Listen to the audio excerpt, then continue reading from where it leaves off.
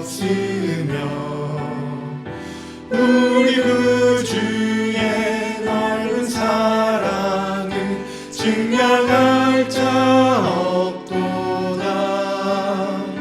내가 매일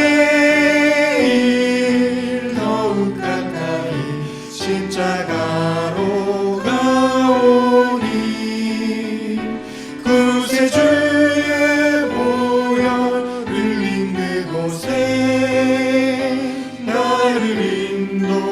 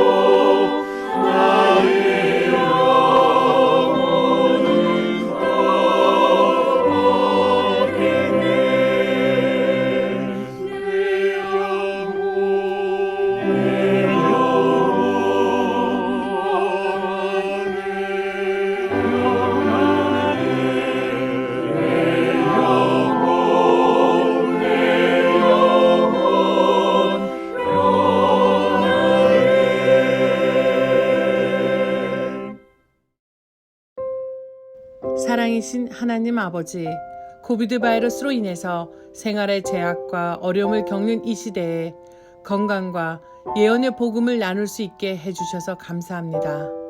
성령 하나님, 우리는 연약하오니 도와주셔서 온라인 세미나를 통해서 우리를 향하신 하나님의 참뜻을 깨닫게 해주시고 우리를 성령의 불길로 일으켜 세우셔서 삶의 곳곳에서 복음을 기다리는 영혼들을 만나게 하여 주시옵소서.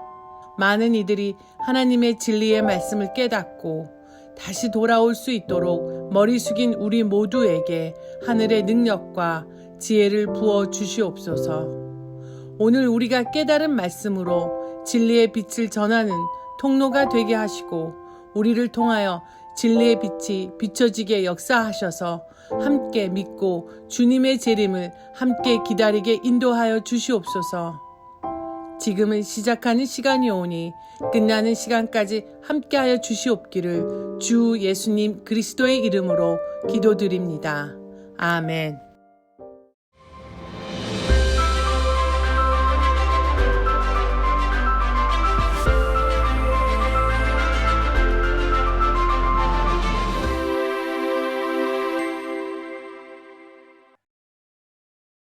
안녕하십니까, 이준원입니다. 오늘은 마지막 시간입니다.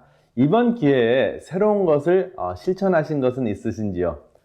저는 무슨 일이 있어도 충분히 잠을 자고 운동하는 것을 실천해 보았습니다. 확실히 에너지 충전이 잘 됐어요. 첫째 시간에는 우리의 운명은 유전인자가 결정하는 것이 아니고 우리의 선택이 결정한다는 것을 배웠습니다. 그리고 우리의 삶의 가장 큰 의미는 하나님을 섬기고 이웃을 섬기는 산제사라는 것을 알게 되었습니다. 오늘도 건강기별을 통한 복음, 새로 배운 것, 내가 실천할 것, 그리고 이웃에게 나눌 것을 생각하시면서 적용하시면 오늘 강의도 값진 시간이 될 것이라고 생각을 합니다. 오늘 7번째 강의는 내 가족이 암이라면이라는 주제입니다. 암하면 가장 두려운 병이기도 하지만 우리에게 깨달음을 주는 병입니다. 특히 질병 중에서 영적인 성장에 가장 큰 기여를 하는 병입니다. 암은 마음의 응어리가 풀리지 않아 몸에 덩어리가 생기는 현상이라고 할 수 있습니다. 그만큼 마음의 상태와 암은 아주 밀접한 관계가 있습니다. 반드시 그렇지는 않지만 유방암, 위암, 대장암, 직장암, 췌장암 등이 그렇습니다. 그리고 우울증이나 영적인 의미를 상실했을 때도 암에 걸릴 수가 있습니다. 먼저 암의 증상들을 부위별로 정리해 보겠습니다. 가장 중요한 암의 증상은 증상이 없다는 것입니다. 그리고 증상이 있다면 체중 감량이 되거나 무기력해지거나 열이 나거나 통증이 있다는 것입니다. 이러한 일반적인 증상 더하기 각 부위별로 증상이 있는데요. 폐암인 경우에는 기침이나 각혈이 있고요. 유방암인 경우에는 멍울이 잡히고 멍울을 이렇게 당겼을 때 그 주위가 함몰이 된다는 것입니다. 그리고 전립선인 경우에는 소변에 피가 섞였을 수 있고요. 대장암인 경우에는 변비, 실변, 그리고 혈변, 그리고 체중 감량이 함께 일어나면 대장암을 의심할 수 있습니다. 그리고 위암인 경우에는 소화불량 증상과 체중 감량이 함께 동반합니다. 그리고 난소암인 경우에는 복수가 차고 또 체중 감량이 됩니다. 어떤 경우에는 복수의 무게 때문에 몸이 왜소해지지만 체중 감량은 없을 수도 있습니다. 그래서 암을 한마디로 하면 몸의 브레이크가 망가진 것이라고 할 수 있습니다. 몸의 브레이크가 망가진 이유는 무엇입니까? 생활 습관이 그 대표적인 이유이고요. 삶의 사고방식 때문에 그렇습니다. 바로 욕심 때문에 그렇습니다. 요즘에 전 세계적으로 교육자들과 지도자들과 경제학자들이 외치는 소리가 있습니다. 공로주의의 독재, tyranny of meritocracy. 이것이 무슨 뜻일까요? 우리는 열심히 산 만큼 보상받는 것이 당연하다고 생각을 하는 주의입니다. 그래서 이러한 꽤 논리적인 생각을 가지고 아무리 열심히 해도 충분한 보상을 받지 못하는 이웃을 무시하는 경향이 생깁니다. 그리고 군림합니다. 무의식 속에서 그렇습니다. 그것을 서슴지 않고 하는데 어떠한 상황에서 그러냐 생각을 해보니까 잔디 깎는 사람들, 또 쓰레기 버리는 사람들, 또 딜리버리 하는 사람들, 그리고 크게 돈을 많이 벌지 못하는 그 이웃들을 무시하거나 외면합니다. 그래서 우리는 그러한 무시되는 사람들이 되지 않으려고 공로주의에 빠져 매일 지칠 정도로 일하고 삽니다. 무슨 일을 하든지 돈을 많이 모아놓으면 그렇게 무시당하지 않고 사람들에게 외면당하지 않을 수 있다고 무의식적으로 생각하는 것 같습니다. 그리고 열심히 산 만큼 보상을 받으려는 욕심 때문에 결국은 병이 납니다. 돈과 명예, 그리고 혹은 선행에도 인정받기 위해서 절제가 없어집니다. 이 모든 것의 결과는 바로 암입니다. 암은 세포가 쉼을 잃은 병입니다. 그리고 쉼을 잃은 다음에 계속 세포 분열을 통해서 다른 곳으로 침투하는 성질이 생기고요.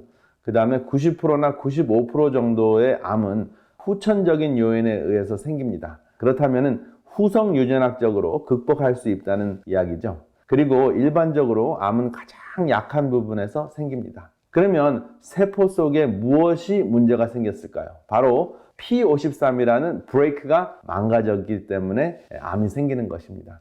이 P53은 대부분의 암에 문제가 생긴 것인데요. 이 P53은 일반적으로 세포가 제대로 분열을 하고 더 이상 분열이 필요 없을 때는 정지 신호를 주는 것이 P53입니다. 그런데 이 P53이 망가지면 정지 신호가 무시되면서 세포가 덩어리로 변합니다. 그것을 바로 암덩어리, 악성 종양이라고 합니다. 이 건강 법칙은 창세로부터 주어진 불변의 생명 법칙에 포함되어 있습니다. 그래서 유행을 타지 않습니다. 거룩함의 법칙입니다. 이 거룩함은 특별한 목적을 위해 구별되는 것이죠. 특별한 목적은 사랑입니다. 기쁨의 동산 에덴에서 피를 흘려야 되는 그 육식 대신에 채식을 하나님께서 권장하셨습니다. 그리고 모든 사람에게 쉼을 통해서, 특별히 안식의 쉼을 통해 구별하여 거룩하게 하셨습니다. 근데 이러한 법칙들이 무시되면서 우리에게 찾아오는 가장 무서운 질병 중에 하나가 바로 암입니다. 그리고 먹을 것이 부족했던 홍수 이후에는 육식을 허락은 하셨지만 정한 육식을 권장하셨고 피채 먹지 말라고 하셨습니다. 그런데 현대 과학을 살펴보니까 그 이유가 명확해졌습니다. 육식을 통한 피 섭취는 다음과 같은 문제가 있습니다. 피 속에는 철분을 운반해주는 햄이라는 것이 있습니다. 영어로는 힘이라고 하는데요. 논문을 보면 이 힘을 과잉 섭취하면, 한국말로는 이제 햄을 과잉 섭취를 하게 되면 직장암, 대장암, 췌장암, 폐암, 당뇨병, 그리고 심장병에 걸릴 수 있는 확률이 높아진다 하는 것이 확인이 됐습니다. 그래서 사람들이 고기를 즐겨 찾는 이유는 바로 이 힘 때문에 그렇습니다. 햄이라고도 말씀드렸죠. 근데 이것이 고기 맛을 내는 부분인데 이것을 지속적으로 많이 섭취했을 때 다양한 암과 만성질환이 생기는 것입니다. 그리고 최근에는 동물의 피와 접해서 생기는 병이 또 생겼죠. 다양한 역병들이고 또 팬데믹입니다. 바이러스와 박테리아 감염도 피와 깊은 관련이 있습니다. 코로나 바이러스와 같은 병균도 야생동물을 죽이거나 잡아먹는 과정에서 처음 시작됐습니다. 그래서 생태학자들은 성경을 인정하는 사람들이 아님에도 불구하고 채식이 미래 유행병을 막을 수 있다고 이야기합니다. 그리고 사람은 지구의 청지기이기 때문에 생태계를 보호하고 섬기고 사랑해야 될 책임이 있다고까지 이야기를 합니다. 그래서 우리가 육식을 통한 몸속에 일어날 수 있는 염증을 피하고 채식을 통해서 우리 삶이 또 우리의 몸이 쉼을 얻어야 하겠습니다. 바로 수천 년 전부터 있었던 성경의 역병과 팬데믹의 예방 법칙을 다른 사람들이 아니고 생태학자들이 이야기하는 것입니다. 얼마나 놀랍습니까? 그러면 암이 생기는 원인을 구체적으로 살펴보겠습니다. 한자를 보면 입구자가 3개가 있고 매산자가 있죠. 그래서 아침, 점심, 저녁을 산더미 같이 먹거나 또 과식, 야식, 가식을 하면 암이 생긴다라는 의미로 와닿을 수도 있습니다. 그래서 몸과 마음이 또 몸과 마음을 합한 영혼의 부절제 때문이라는 것을 우리가 알 수 있습니다. 암은 그 모습도 부절제된 세포에 증식하는 모습입니다. 그래서 어떻게 과식과 야식과 가식이 어떻게 암을 일으킬 수 있는 요인이 되는지 살펴보겠습니다. 과식을 하면 P53이 차단이 됩니다. 그래서 항암 음식으로 싸워야 합니다. 항암 음식은 무지갯빛깔 음식, 몸의 염증을, 몸의 불을 끄는 음식들이죠. 그리고 대표적으로 셀레늄이 들어있는 마늘과 또 브로콜리, 그리고 P53을 강화시키는 브라질 넛을 섭취하는 것이 암 예방에 매우 중요한 생활 습관입니다. 그리고 두 번째, 암을 일으키는 야식, 굉장히 흔한 것인데요. 멜라토닌을 차단하죠. 멜라토닌이 차단이 되면 암을 억제하는 안식인자 P53이 망가집니다. 그래서 야식이 생각나면 휴식이 없어 생기는 암세포를 기억해내시기 바랍니다. 그러면 생명적 두려움이 작동하여 야식을 피하게 해줍니다. 그리고 야식의 유혹을 뛰어넘으면 진정한 밤잠을 이룰 수 있고 쉼을 이루실 수 있습니다. 그리고 회복할 수 있는 그러한 기회를 우리 몸에게 줄 수 있습니다. 또한 암을 극복하는 데 매우 중요한 것은 강력한 근육입니다. 그래서 강한 근육이 암세포를 굶긴다 하는 것 기억하시기 바랍니다. 정상세포는 또 소통을 합니다. 정상세포는 50대 50 서로 다리를 놓고 필요한 것을 나누어주는 소통을 하는데 암세포는 세포 증식만 하고 전혀 소통을 하지 않아요. 그런데 암세포 옆에 정상적인 세포를 갖다 놓으면 정상세포가 다리를 놓는데 암세포는 전혀 다리를 놓지 않기 때문에 정상세포가 혼자서 100%의 다리를 놓습니다. 그리고 암세포에게 가장 필요한 P53을 전달해서 암세포를 정상화시킵니다. 얼마나 놀랍습니까? 이것이 가능해지려면 정상세포가 건강해야 합니다. 여기 사진을 통해서 암세포가 정상세포에게 P53을 전달받는 모습입니다. 그러면 정상화되죠. 그래서 암 환자에게는 건강한 사람의 따스함이 또 P53을 전해줍니다. 이렇게 암 환자를 따뜻하게 안아주고 끝까지 지켜주면은 암세포도 정상화되는 것, 또 암 환자가 암을 극복할 수 있는 체험도 종종 합니다. 반면 억지로 선한 척을 하는 것은 암을 가져다 줄 수 있습니다. 가식하는 거죠. 가면을 쓰고 가식을 떠는 것입니다. 여기 굉장히 의미심장한 그림이 있습니다. 제가 종종 보는 그림인데요. 여기는 세 사람이 나타납니다. 시어머니가 있고 며느리가 있고 또 아들이 있는데 모든 사람이 못마땅한데 가식적으로 사는 모습입니다. 중요한 것은 얼굴이 없죠. 시어머니도 못마땅하지만은 표정이 없고 또 며느리는 그냥 죽어 사느라고 표정이 없고 아들은 그 사이에서 스트레스를 받느라고 본인을 잃어버린 상태입니다. 얼굴이라는 것은 정신이라는 뜻이죠. 얼굴이 없다는 것은 영혼이 죽어가고 있다는 것입니다. 이것이 바로 암을 낳는 생활인데요. 전도서에서는 7장 16절에 지나치게 의인이 되지 말며 지나치게 지혜자도 되지 말라. 어찌하여 스스로 패망케 하겠느냐. 그래서 가능하지도 않는데 억지로 가식을 부리면서 살다 보니까 이렇게 얼굴 없는 존재가 되고 암에 걸릴 수 있는 가능성이 높아지는 것이죠. 그런데 가식을 피하라고 했다고 해서 감정대로 살라고 하는 것이 아닙니다. 안 되는 것을 억지로 하지 말고 감성의 주인이 되라고 하는 것입니다. 어떻게 주인이 될 수 있을까요? 주인을 모시면 됩니다. 어떻게 주인을 우리 삶 속에 모실 수 있을까요? 한자로 주인을 모신다는 뜻이 담겨져 있는 글자가 바로 온전전자입니다. 들립자에 임금왕자 혹은 구수록자가 들어있는 글자인데요. 사자성어에도 수처작주라는 말이 있습니다. 있는 곳에서 주인이 되면 입처계진이라. 그곳에서 바로 진리를 세울 수 있다 하는 말이 있는데요. 이것은 성경 말씀과 일치하는 말입니다. 누구든지 내 오른뺨을 치거든 왼편도 돌려대며 속옷을 가지고자 하는 자에게 겉옷까지 가지게 하며 누구든지 너로 억지로 오리를 가게 하거든 그 사람과 심리를 동행하고. 여기서의 핵심은 끌려가지 않고 주인이 되라는 것입니다. 수처작주는 주인이 되라는 것은 단단한 식물을 먹는 사람의 모습입니다. 단단한 식물을 먹는 사람은 구원을 보상받기 위해서 신앙생활을 하는 것이 아니라 아버지의 나라를 이루기 위해 마음의 주인을 모시는 것입니다. 바로 이것이 신의 성품에 참여하는 것입니다. 그래서 사도 바울은 악에게 지지 말고 선으로 악을 이기라고 했습니다. 그게 무슨 말일까요?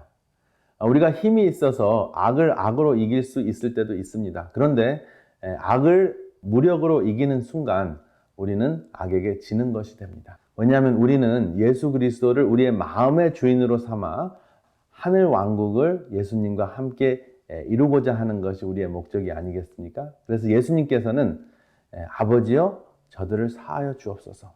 저들이 하는 것을 알지 못하니이다 라고 말씀하시면서 십자가에서 당신의 일을 완성하셨습니다. 창조주께서는 태초로부터 지금까지 거룩함을 통해 우리를 지켜주셨습니다. 병균으로부터 격리하는 것으로부터 시작해서 만성질환에 이르기까지 생명의 법칙은 변함이 없습니다. 바로 그 생명의 법칙은 거룩함에서 오는 것이죠. 특별한 목적을 위해 구별되는 것이 바로 거룩함인데, 하나님을 사랑하고 이웃을 사랑하고 나아가서는 생태계를 사랑하는 그 목적 때문에 우리가 구별된 것입니다. 코로나 바이러스가 이번에 특별히 우리에게 그것을 일깨워 주었습니다. 나만 건강하기 위해 유별나게 사는 것이 아니라 하나님을 섬기고 이웃에게 힘을 보태려고 나의 건강을 지키는 것입니다. 이번 기회에 이 거룩함으로의 초청에 응하시는 여러분들과 제가 되시기를 이 시간에 간절히 바랍니다. 감사합니다.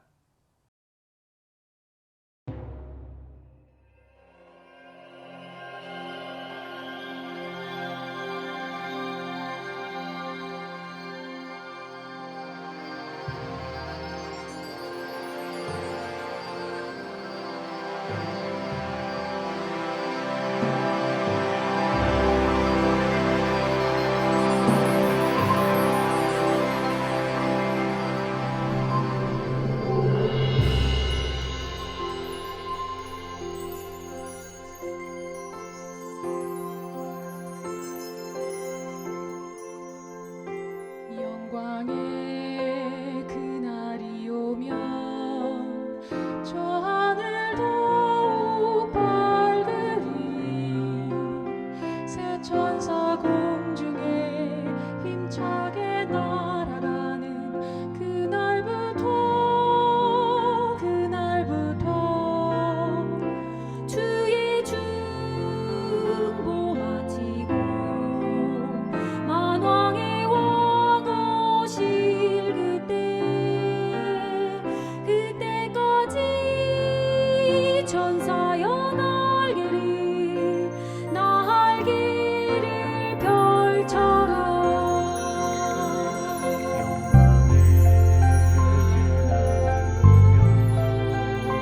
온 세상 더욱 빛나리. 창조주 경배가 담대히 외쳐지는 그날부터 주의 심판 끝나고 만주의 주 오실 그때까지 성도 여러분 오늘을 천사여 날개를 펼쳐라. 이 하늘에서 저 하늘로 새 천사여 날개를 펼쳐라. 구원 속히 전하라.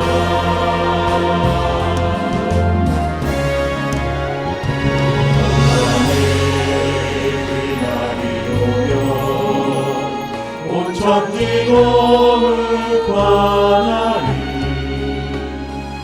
지친 천사의 사명이 이루어지는 그날부터 주의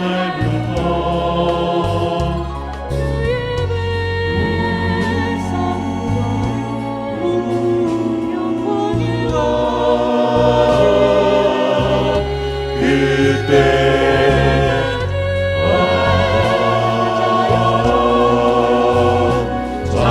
창조주 전하라. 남은 자여 창조주 전하라.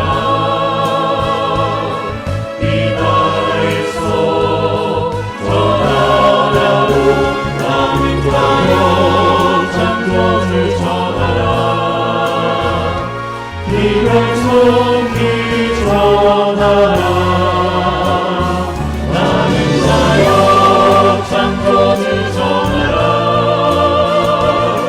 이 나라에서 전하라로 남은 자여 창조주 전하라. 이걸 속히 전하라. 이걸 속히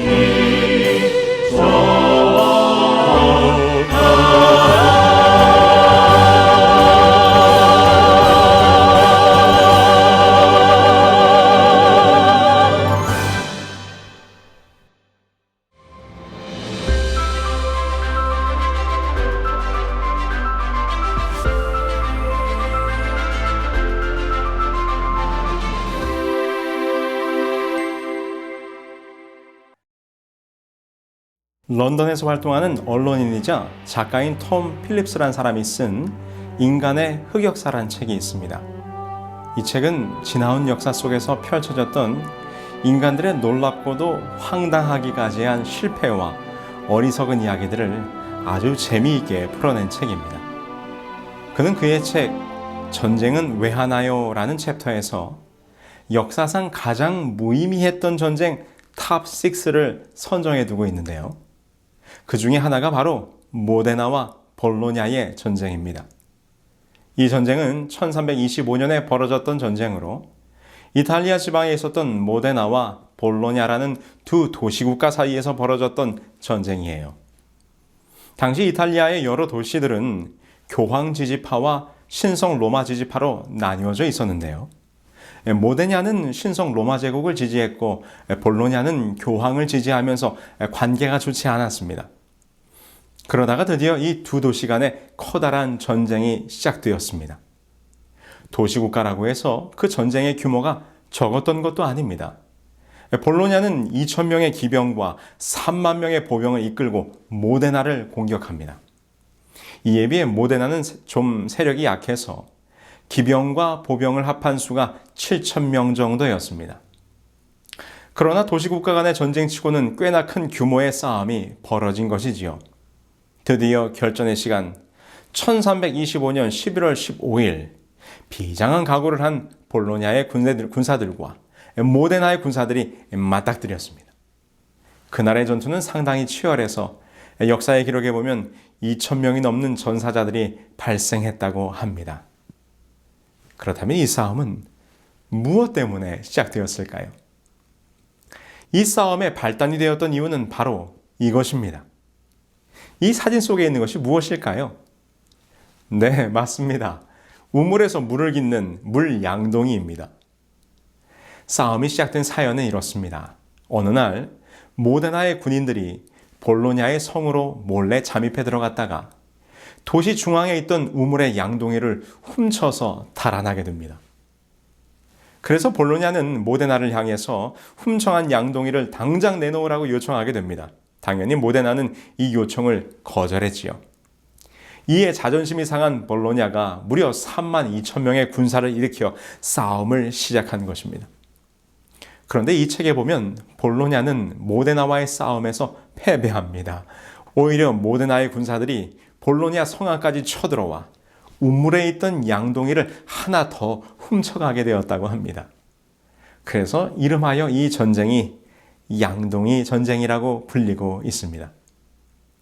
그리고 모데나군이 훔친 이 양동이는 아직까지 이렇게 모데나시의 시청에 보관되어지고 있다고 합니다.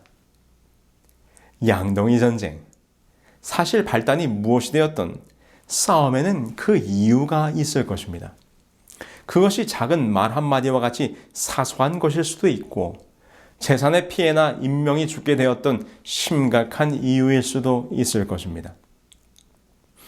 그런데 성경에 보면 한 무서운 전쟁에 대한 기록과 예언이 담겨져 있습니다. 어떤 전쟁일까요? 아니, 무엇에 관한 전쟁일까요? 우리 다 함께 요한계시록 12장 7절로 9절에 있는 말씀을 보겠습니다. 하늘에 전쟁이 있으니 미가엘과 그의 사자들이 용과 더불어 싸울세. 용과 그의 사자들도 싸우나 이기지 못하여 다시 하늘에서 그들이 있을 곳을 얻지 못한지라. 큰 용이 내쫓기니 옛뱀 곧 마귀라고도 하고 사탄이라고도 하며 온 천하를 꿰는 자라. 그가 땅으로 내쫓기니 그의 사자들도 그와 함께 내쫓기니라. 이 말씀에 보면 한 전쟁의 모습을 기록하고 있는데 이곳에는 전쟁의 장소와 그리고 전쟁을 치르는 싸움의 주체들이 기록되어 있습니다. 전쟁의 장소가 어디입니까? 하늘입니다. 그럼 이 싸움을 하고 있는 존재는 누구라고 설명합니까? 바로 미가엘과 용이 싸움을 하고 있습니다. 계시록은 바로 이곳에 기록된 용이란 존재가 누구인지에 대하여 설명을 해주고 있는데요. 바로 옛뱀, 곧 마귀라고도 하고 사탄이라고도 하는 자라고 설명하지요. 그럼 용과 더불어 싸우고 있는 미가엘은 누구십니까? 이는 여호수아에게 나타났던 여호와의 군대 장관이요 다니엘이 보았던 큰 군주이신 미가엘, 곧 예수님이십니다. 자, 우리는 이 장면만 보아도 이 싸움이 보통 싸움이 아니라는 것을 알게 됩니다. 하늘에서 벌어진 대군 미가엘과 그에 대적하여 일어난 사탄의 싸움. 그런데 이 싸움의 형국을 보니 사단이 미가엘에게 밀리는 형국입니다. 계시록은 말하기를 사단이 하늘에서 내쫓기었다라고 기록합니다. 여러분, 하늘에서 벌어진 전쟁, 도대체 이 싸움은 무엇 때문에 시작된 것일까요? 왜 사단은 이 전쟁을 시작했고 그 전쟁의 결과 하늘에서 쫓겨나게 된 것일까요? 구약성경 이사야서에서 우리는 그 이유를 찾아볼 수 있습니다. 너 아침의 아들 계명성이여 어찌 그리 하늘에서 떨어졌으며 너 열국을 엎은 자여 어찌 그리 땅에 찍혔는고 내가 내 마음에 이르기를 내가 하늘에 올라 하나님의 뭇별 위에 내 자리를 높이리라. 내가 북극 지폐의 산 위에 앉으리라. 사실 사탄 곧 마귀는 하늘의 천사였습니다. 그의 이름은 계명성 곧 루시퍼로서 찬란하게 빛나는 자라는 멋진 이름을 가진 하늘의 존재였지요. 그런데 지금 이사야가 한탄하면서 말하기를 그 아름답던 너 루스베라 왜 하늘에서 떨어졌느냐라고 물으면서 그 이유를 설명합니다. 뭐라고 설명하고 있습니까? 내가 내 마음에 이르기를 내가 하늘에 올라 하늘의 뭇별 위에 내 자리를 높이리라. 그의 마음속에 기묘한 마음이 들기 시작했습니다. 내가 천사들의 장이요 내 모습이 이리 찬란한 존재인데 어찌 하나님만이 찬양과 경배를 받으시는가? 나도 내 자리를 높여 하나님의 자리까지 높아지리라. 루스벨의 마음속에 생겨난 이 악한 마음을 선지자 에스겔은 이렇게 표현했습니다. 내 모든 길에 완전하더니 마침내 내게서 불의가 드러났도다. 내가 아름다움으로 마음이 교만하였으며. 루스벨은 교만하여졌습니다. 자기 자신도 하나님께서 창조하신 피조물이었음에도 불구하고 하나님께 드려지는 찬양과 경배를 자신이 받고 싶은 마음이 생겼습니다. 그래서 하나님의 자리를 빼앗기 위한 반역을 저지르게 된 것이지요. 그러나 그의 시도는 실패로 돌아갑니다. 사탄은 패하였고 그는 이 땅으로 쫓겨나게 됩니다. 그래서 하늘에서 시작된 이 싸움이 장소를 옮겨 이 땅에서 제2의 국면을 맞이하게 됩니다. 계시록 12장 12절입니다. 그러므로 하늘과 그 가운데 거하는 자들은 즐거워하라. 그러나 땅과 바다는 화 있을진저 이는 마귀가 자기의 때가 얼마 남지 않은 줄을 알므로 크게 분내어 너희에게 내려갔음이라 하더라. 우리가 잘 알고 있듯이 이 땅으로 내려온 사탄은 인류의 조상인 아담과 하와를 유혹하여 자기 편으로 서게 하는데 성공합니다. 이때 사단이 사용한 미혹의 방법은 하늘에서 사용했던 것과 같은 것이었습니다. 창세기 3장 5절입니다. 너희가 그것을 먹는 날에는 너희 눈이 밝아져 하나님과 같이 되어 선악을 알 줄 하나님이 아심이라. 자기 스스로를 높여 하나님의 자리를 빼앗으려 했던 사탄이 똑같은 말로 인간들을 유혹했습니다. 너희도 하나님과 같이 될 수 있다는 거짓말이었습니다.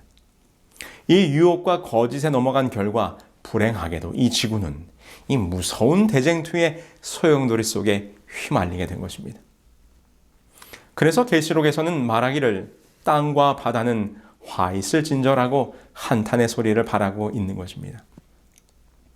이 세상에 죄악이 들어온 창세기 3장 이후부터 요한계시록 20장까지 이 땅에서 벌어지고 있는 미가엘과 사단 사이에 대쟁투의 역사가 기록되었고 예언되어 있는 것입니다. 그래서 우리는 지금 이 땅으로 옮겨진 사탄과의 이 대쟁투의 현장 속에서 살아가고 있는 것이지요.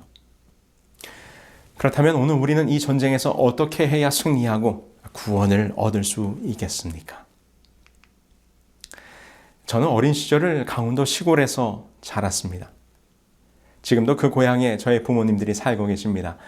어린 시절을 시골에서 보낸다는 것이 얼마나 큰 축복인지 모릅니다. 여름이면 동네 앞 강가에 나가서 하루 종일 물놀이에 어항을 놓아 물고기를 잡고, 가을이면 타작이 다 끝난 볕단들이 쌓여있는 논바닥에서 이리저리 뒹굴며 놀다 보면 하루 해가 금방 지나갑니다. 특별히 겨울 시즌이 되면 동네 친구들과 한바탕 칼싸움 놀이가 펼쳐집니다. 그 나무의 정식 명칭은 모르겠지만 저희는 그것을 일본 가시나무라고 불렀는데 가지가 일자로 쭉 길게 자라기 때문에 그 나무 가지를 잘라 다듬고 손잡이에 멋지게 장식까지 만들어 놓으면 아주 근사한 나무 검으로 변신을 합니다. 그럼 이른 아침부터 동네 남자아이들이 저마다 자기가 만든 나무검을 허리춤에 하나씩 차고는 동네 골목에 나타납니다. 그리고는 모여든 아이들이 두 편으로 진영을 나누어 넓은 논바닥을 사이에 두고 갈라집니다. 그리고 동네에 서 있는 커다란 나무나 전봇대를 서로의 진지로 삼아 한바탕 전쟁을 치르게 되는 것이지요. 이기는 방법은 간단합니다. 상대방 진영으로 쳐들어가 지키고 있는 진지, 곧 나무나 전봇대를 칼로 때리면 진지를 빼앗게 되는 것이고 이는 곧 승리를 의미했습니다. 그러나 진지를 빼앗는 것이 그리 호락호락한 일이 아닙니다. 왜냐하면 치밀한 전투 계획을 세우기 때문이죠. 먼저 진지를 지킬 수비조와 상대의 진지를 빼앗을 공격조로 나누어 작전을 펼칩니다. 수비조는 절대로 진지를 빼앗기지 않기 위해 진지의 사방팔방을 둘러쌉니다. 그리고 공격조는 상대방 수비조의 주의를 분산시키기 위해 이곳저곳을 공격합니다. 비록 나무로 만든 검이긴 하지만 검과 검이 부딪히며 한바탕 칼싸움이 벌어지면 심장은 뛰고 호흡은 가빠지면서 마치 전장에서 목숨을 건 장수들처럼 아주 진지해집니다. 이때에 이 진지뺏기 싸움에서 이기는 방법은 상대 수비조를 교란하여 주의를 흐트린 다음 그 빈틈으로 노리고 들어가 진지를 칼로 내려치는 것입니다. 그래서 주로 사용하는 방법은 공격을 두 개조로 나누어 먼저 쳐들어간 1조가 수비를 흔들면 뒤이어 2조가 빠른 속도로 공격하는 것입니다. 이를 방어하기 위해서는 뒤이어 공격하게 되는 공격 2조가 언제 어디를 공격할지를 미리 간파해야만 했던 것이죠. 어릴 적 추억이지만 지금 생각해도 너무나 흥미진진했던 전쟁의 순간이었습니다. 여러분, 제가 왜 이 이야기를 해드리는가 하면 사단과의 싸움에서도 우리가 승리하려면 사단이 무엇 때문에 이 전쟁을 일으켰고 또 지금 이 전쟁을 이기기 위해서 어디를 공격할 것인지를 우리가 잘 알고 있어야 한다는 것입니다. 왜냐하면 전쟁에서 진지나 고지를 빼앗기면 패배하는 것처럼 이 영적 싸움에서도 사단이 집중 공격하는 공격의 대상이 있다는 것입니다. 그럼 사단이 이 싸움을 통해 빼앗으려고 하고 무너뜨리려고 하는 그 공격의 타겟이 무엇이겠습니까? 그 목표는 분명합니다. 그것은 이 싸움을 시작하게 되었던 바로 경배요. 하나님께 경배가 드려지는 성소입니다. 그래서 끊임없이 사단은 하나님께 드려져야 할 온전한 경배와 경배의 자리인 성소를 공격해 왔습니다. 창세기 4장 5절을 보시겠습니다. 가인과 그의 제물은 받지 아니하신지라 가인이 몹시 분하여 안색이 변하니. 아담의 아들 가인과 아벨은 똑같이 하나님께 제사 곧 경배를 드렸습니다. 그러나 하나님께서는 아벨의 제사만 받으시고 가인의 제사는 받지 않으셨습니다. 왜냐하면 아벨의 제사만이 하나님께서 원하신 올바른 제사, 참된 경배였기 때문입니다. 그런데 이를 본 가인의 모습을 성경은 분노했다고 기록합니다. 분노한 가인은 마침내 참된 예배를 드린 아벨을 죽이게 됩니다. 출애굽기 5장 3절에 보면 이러한 장면이 또 있습니다. 그들이 이르되 히브리인 하나님이 우리에게 나타나셨은즉 우리가 광야로 사흘길쯤 가서 우리 하나님 여호와께 제사를 드리려 하오니 가도록 허락하소서. 여호와께서 전염병이나 칼로 우리를 치실까 두려워하나이다. 이 장면은 모세가 바로에게 이스라엘 백성들을 풀어달라고 하는 요청을 하는 장면으로 모세의 요구는 이것이었습니다. 자신의 백성들로 하여금 광야에 나아가 하나님께 제사를 드리게 해달라는 것이었습니다. 이것은 하나님께 경배를 드리겠다는 말이죠. 그러나 이 말을 듣고 바로는 내가 어찌 너희의 노역을 쉬게 하겠느냐라고 호통을 치며 아주 분노합니다. 또 다른 장면입니다. 다니엘서 6장 13절입니다. 그들이 왕 앞에서 말하여 이르되 왕이여 사로잡혀 온 유다 자손 중에 다니엘이 왕과 왕의 도장이 찍힌 금령을 존중하지 아니하고 하루에 3번씩 기도하나이다. 이는 다니엘의 사자굴 사건으로 다니엘을 시기 질투했던 페르시아의 귀족들이 다른 그 어떤 것으로는 다니엘을 흠잡을 수 없게 되자 하나님께 기도하는 다니엘의 경배를 보면서 이를 빌미로 그를 사자굴에 던져 넣게 되는 장면입니다. 성경의 또 다른 장면을 하나 더 보겠습니다. 에스더 3장 5절로 6절입니다. 하만이 모르드게가 무릎을 꿇지도 아니하고 절하지도 아니함을 보고 매우 노하더니 그들이 모르드게의 민족을 하만에게 알림으로 하만이 모르드게만 죽이는 것이 부족하다고 생각하고 아하수에로의 온 나라에 있는 유대인 곧 모르드게의 민족을 다 멸하고자 하더라. 이 사건도 우리가 잘 아는 장면이죠. 페르시아 성 문지기로 일하던 모르드게, 그러나 그를 못마땅하게 여긴 하만이 그를 죽이고자 계략을 꾸미게 되는데 모르드게뿐만 아니라 모든 유대인들을 전멸시키고자 계획하게 됩니다. 그런데 그 이유가 무엇입니까? 모르드게가 자신에게 무릎을 꿇지도 절하지도 아니함을 보고 매우 분노하였다고 성경은 기록합니다. 이는 우상에게 절하지 아니하고 오직 여호와께만 경배하는 모르드게의 참된 경배의 모습이었던 것입니다. 여러분, 지금 구약에 기록된 이 장면들 속에서 무엇을 발견하셨습니까? 그렇습니다. 사탄은 하나님께 드리는 참된 경배와 그 예배를 보면 분노합니다. 화가 끓어오르는 것 같아요. 왜요?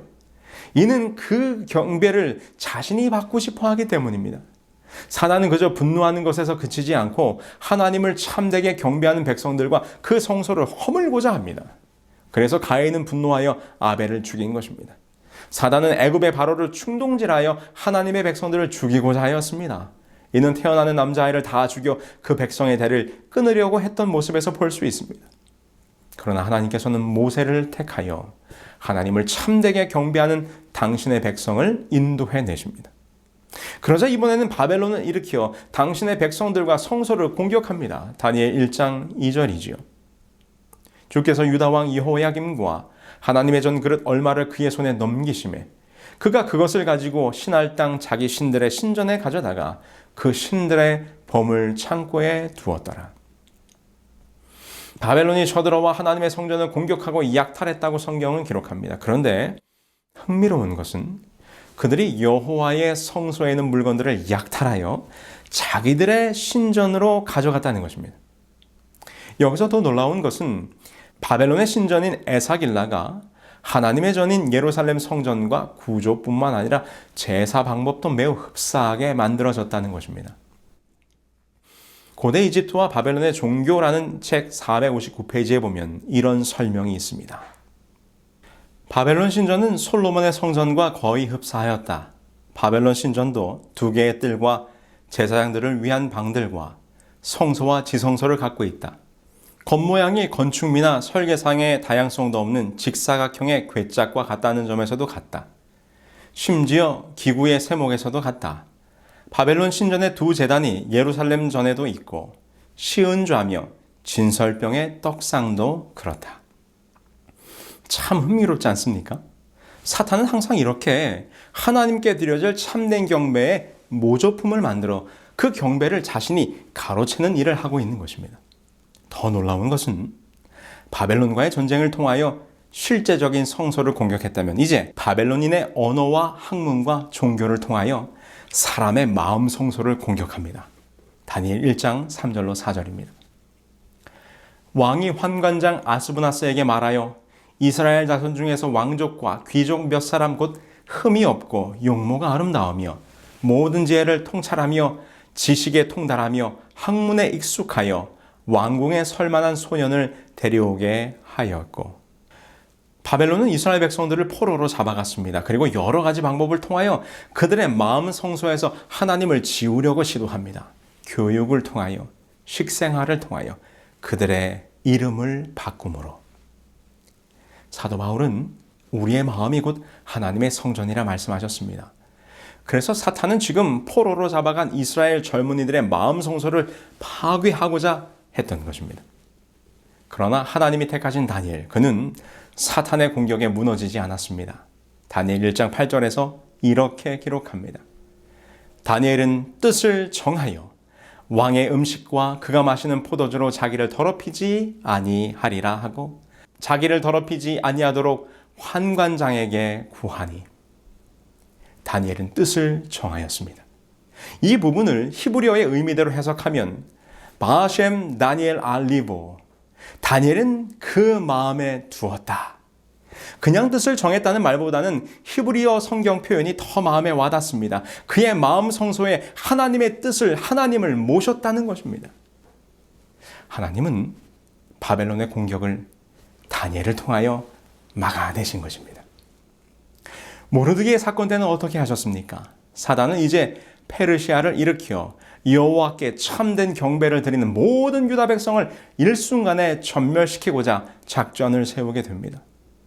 그러나 하나님은 이때를 위하여 한 여인을 남겨두셨습니다. 에스더가 모르드게에게 회답하여 이르되 왕에게 나아가리니 죽으면 죽으리이다. 이 얼마나 놀라운 반전입니까?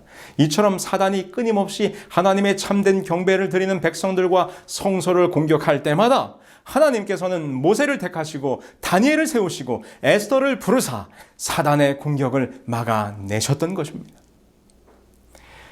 지금 이것이 구약의 시대 동안 대쟁투의 싸움이 이 땅에서 어떻게 진행되어졌는지를 보여준 일련의 사건들입니다.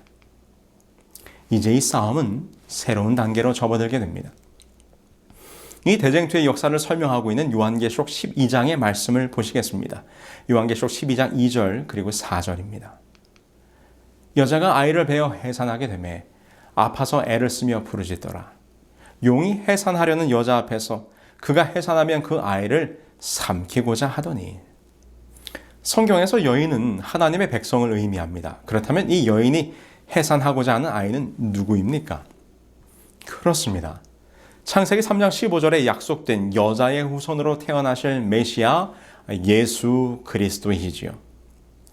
사탄이 구약의 역사를 통하여 예언된 아이를 낳게 될 여인을 계속해서 공격했지만 하나님의 특별한 보호하심 속에 마침내 그 여인이 아이를 낳게 되었는데 이번에는 사단이 그 아이를 공격하려고 준비하고 있는 것입니다. 그런데 사도 요한은 예수님의 탄생을 이렇게 기록하고 있습니다. 말씀이 육신이 되어 우리 가운데 거하심에 우리가 그의 영광을 보니 아버지의 독생자의 영광이요 은혜와 진리가 충만하더라.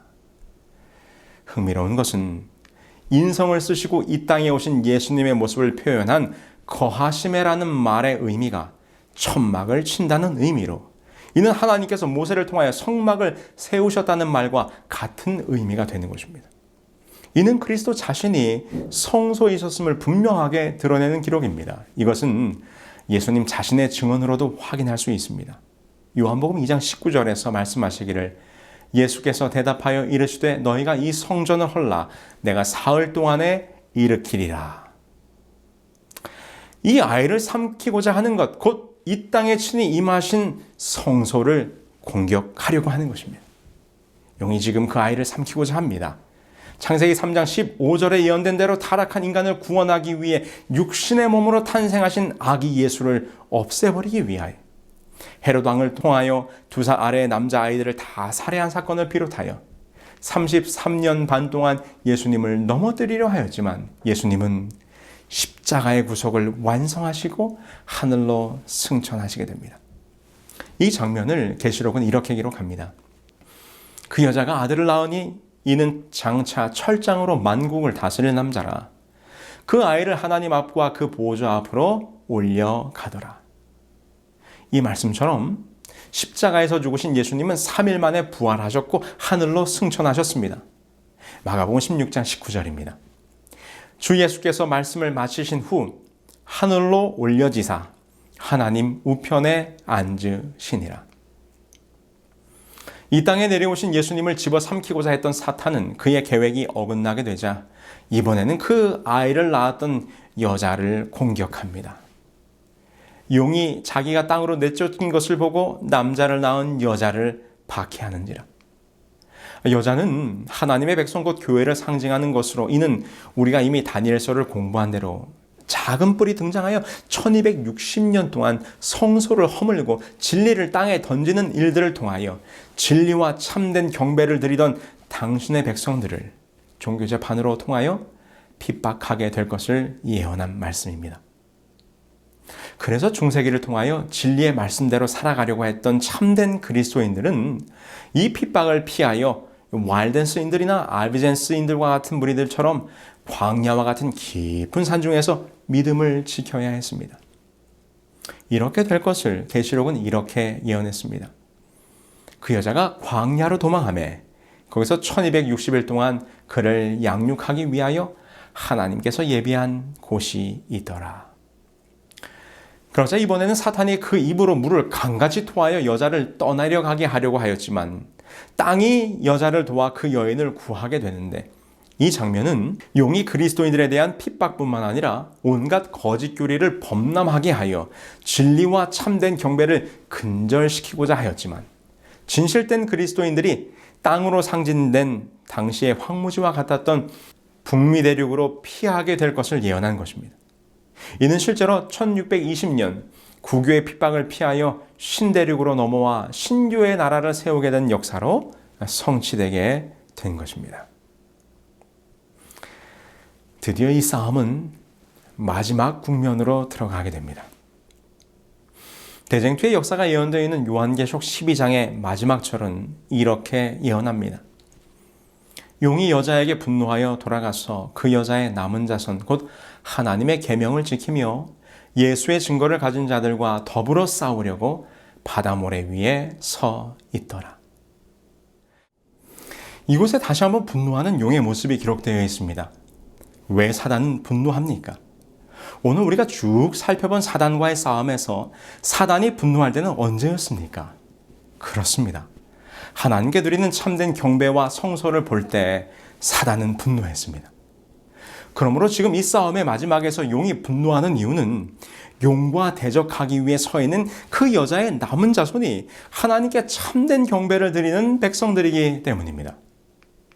그런데 우리가 잘 살펴보아야 하는 것은 지금껏 사단은 여자를 공격했습니다. 핍박하고 강물로 쓸어버리려고 하기도 했었지요.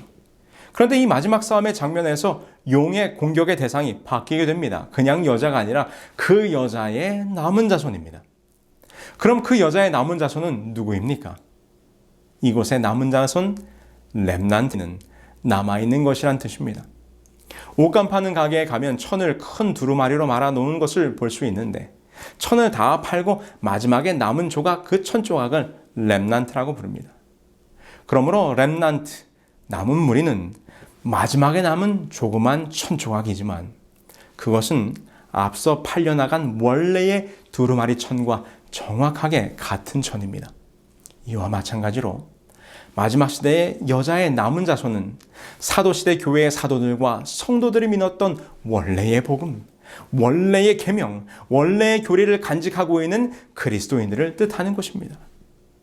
사도 요한이 마지막 시대의 교회를 가리키면서 그 여자의 남은 자손이라고 부른 데에는 이유가 있습니다. 왜냐하면 마지막 시대의 여자의 남은 자손은 중세기에 광야에 피신했던 여자와 땅으로 피신했던 여자와 동일한 족보와 가문에 속해 있는 교회이기 때문입니다.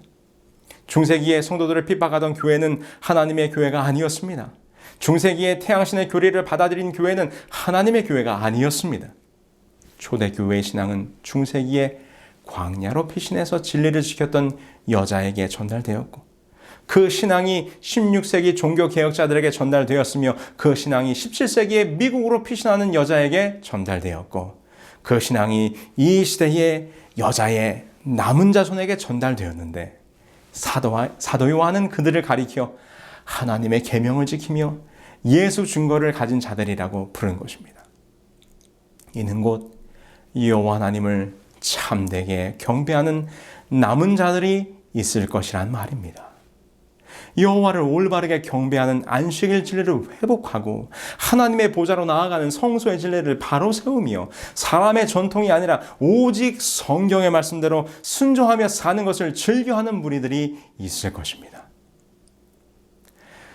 저는 이 모든 성경의 예언과 역사를 살펴볼 때 이 마지막 시대의 그 여자의 남은 자손으로의 사명을 가진 교회는 어디일까요?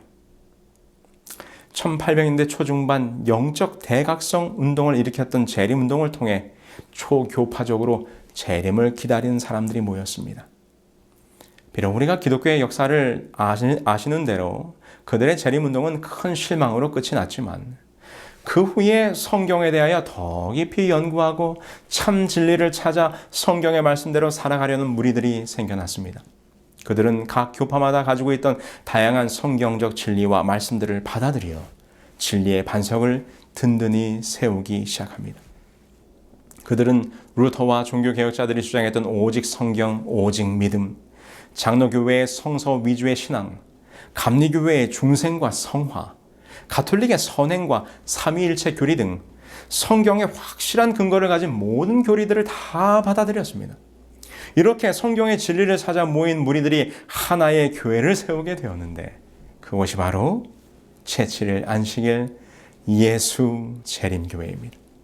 재림교회는 참 안식일을 회복한 무리입니다. 재림교회는 성소의 기별 위에 세워진 교회입니다. 재림교회는 종교개혁의 위대한 유산들을 물려받은 교회입니다. 재림교회는 이 시대를 깨우는 예언의 기별을 가진 교회입니다. 재림교회는 곧 오실 예수님의 재림을 그 누구보다도 힘있게 외치는 교회입니다. 이번 세미나를 통하여 새롭게 성경의 참 진리의 길을 깨달으신 분들이시여, 이 시대의 마지막이 다가오는 이때에 그 여자의 남은 자손의 자리에 함께 하시자고 간절한 마음으로 초청하는 바입니다. 세상에서 되어지는 시대의 징조들을 볼 때 분명히 주님의 때 곧 재림의 시기가 가까움을 확인합니다. 처처의 지진과 기근과 우리가 미처 경험해보지 못한 재앙의 징조들이 펼쳐지고 있습니다. 이제 시간이 얼마 남지 않았습니다. 이번 세미나를 통하여 여러분들의 삶과 시간과 진리의 길을 발견하셨다면 오늘 결심하시게 되길 바랍니다. 보라, 지금은 은혜 받을 만한 때요. 보라, 지금은 구원의 날이로다. 아울러 이 말씀을 듣고 계시는 재림 성도들이시여, 이 시대의 부르심을 생각하며 마음에 용기를 갖게 되길 바랍니다. 오늘 우리를 택하여 부르사 당신의 남은 자손으로 세우신 하나님의 놀라운 축복에 감사하시게 되길 바랍니다. 재림 성도로 살아가는 위대한 사명과 책임을 생각하며 우리 서로 힘을 내십시다. 이제 우리의 달려갈 길이 멀지 않았습니다. 나는 선한 싸움을 싸우고 나의 달려갈 길을 마치고 믿음을 지키었노라는 사도 바울의 고백이 우리의 고백이 되기를 간절히 소망합니다. 오늘 제가 앞부분에 말씀드렸던 진지 뺏기 놀이에 대한 이야기로 이 시간을 마무리하겠습니다. 제가 살던 강원도 시골 작은 마을, 온종일 허리에 나무칼을 찬 아이들이 논바닥 이곳저곳을 뛰어다니며 전쟁을 합니다. 그런데 이렇게 한창 칼싸움을 하다 보면 가장 극적인 장면이 연출이 됩니다. 그것은 바로 양쪽 편의 대장이 1대1로 맞붙게 되는 것입니다. 마치 고대 전쟁에서 약 진영의 장수들이 나와서 전쟁의 승패를 두고 한판 대결을 펼치는 것처럼 말입니다. 이제 저희들도 한 골목 가운데서 두 편이 맞닥뜨리게 됩니다. 그럼 양쪽 편에서 가장 나이가 많고 칼싸움을 잘하는 형들이 앞으로 나섭니다. 그리고 나머지 졸개들은 그 형을 뒤로 물러나게 되지요. 그리고는 이 두 대장 사이에 진검승부가 시작이 되는 것입니다. 그 칼싸움의 승패는 곧 전쟁의 승패와 직결되는 것입니다. 어른들 눈에는 동네 아이들 전쟁놀이지만 우리들은 매우 긴장이 되었습니다. 나무칼을 허공에 휘둘러 겁을 주기도 하고 발자국으로 스텝을 주면서 칼로 땅을 내리치면서 페이크를 주기도 합니다. 그러다가 나무칼들이 서로 부딪히며 딱 따다닥 소리를 내다가 누군가 앗 소리를 내면서 나무칼을 놓칩니다. 승패가 나누인 것입니다. 그렇게 그날의 전투가 끝이 나면 동네 아이들이 집으로 돌아가면서 서로 말합니다. 야, 아까 봤냐? 그 형 칼싸움 하는 거? 역시 누구 형이 잘해. 이긴 편 아이들은 승리의 기쁨을 가지고 집으로 돌아가는 것이지요. 사랑하는 여러분들이시여, 세상이 혼란하며 놀랄만한 일들이 펼쳐지고 사단의 악한 영은 더욱 분노하여 우리를 공격할지라도 두려워 말고 겁내지 마시기 바랍니다. 우리 편에는 여호와의 군대 장관이신 미가엘이 함께 하십니다. 영광의 왕이 누구시냐? 강하고 능한 왕이시요 전쟁에 능한 여호와시로다. 우리는 그저 예수님의 편에 서 있기만 하면 되는 것입니다. 그분께서 우리를 위하여 싸우실 것이요 사단과의 이 우주적인 대쟁투는 대군 미가엘 곧 그리스도의 승리로 끝나게 될 것입니다. 주께서는 이렇게 약속해 주셨습니다. 세상에서는 너희가 환난을 당하나 담대하라, 내가 세상을 이기었노라. 사랑하는 여러분들이시여, 어느 편에 서야 하시겠습니까? 이미 이긴 전쟁, 그 승패가 결정된 이 대쟁투의 역사, 그 마지막에 절대로 지는 편이 아니라 반드시 승리하시는 하나님의 편, 그 여자의 남은 자손으로 서야 하지 않겠습니까? 오늘 여러분들에게 마음을 담아 초청합니다. 이 시대의 마지막에 가까웠습니다. 이 전쟁은 이제 막바지에 이르렀습니다. 이번 예언 세미나를 통하여 함께 하셨던 여러분들 모두가 참 진리의 교회, 그 여자 중에서도 하나님께서 택하신 남은 자손이 되기로 결심하시기를 간절히 소망합니다. 아울러 이 남은 교회의 일원으로 살아가고 계시는 성도들이시여, 이제 그 끝이 얼마 남지 않았습니다. 조금만 더 힘을 내시기 바랍니다. 지금 가족들이나 친구들 혹은 소그룹 멤버들과 함께 말씀을 같이 듣고 있으시다면 우리 그 형제 자매들의 손을 꽉 잡으시기 바랍니다. 그리고 서로에게 말씀해 주세요. 끝까지 힘을 냅시다. Finish strong. 주님 오시는 그날까지 이 진리의 교회와 함께 끝까지 견디심으로 우리의 삶과 신앙과 인생의 시간을 저 하늘을 향하여 고정하시게 되기를 간절히 소망합니다. 그래서 머지않아 이 대쟁투가 종결되는 그 순간 우리 모두 하나님의 편에서 이기는 자로 함께 서기를 바라면서 오늘 말씀을 마치겠습니다. 그들은 모두 주가 필요해. 모두 알게 되리 사랑의 주님.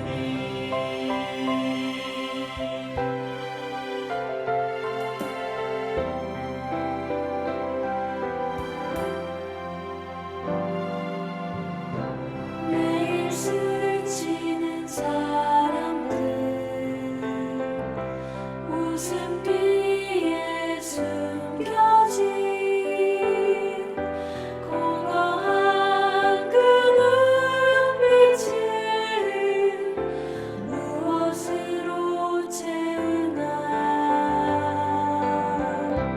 모두 자기 고통과 두려움 가득 감춰진 울음소리 주님 들으시네. 그들은 모두 주가 필요해. 깨지고 상한 마음 주가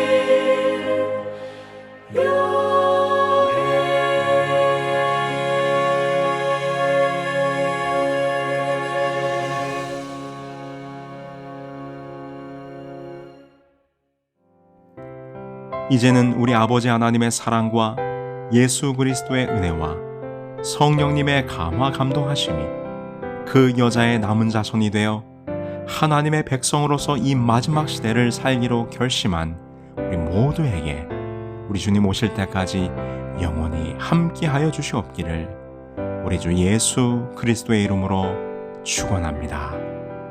아멘. 오늘 저녁 시간에는 이번 예언 세미나의 마지막 온라인 소그룹이 진행됩니다. 지난 열흘간 함께 나누었던 말씀의 은혜를 함께 나누는 아름다운 영적 교제의 시간이 될 것입니다. 한 분도 빠짐없이 꼭 참여하셔서 이번 기록되었을 때 예언 세미나의 마지막 유종의 미를 거두시기 바랍니다. 감사합니다.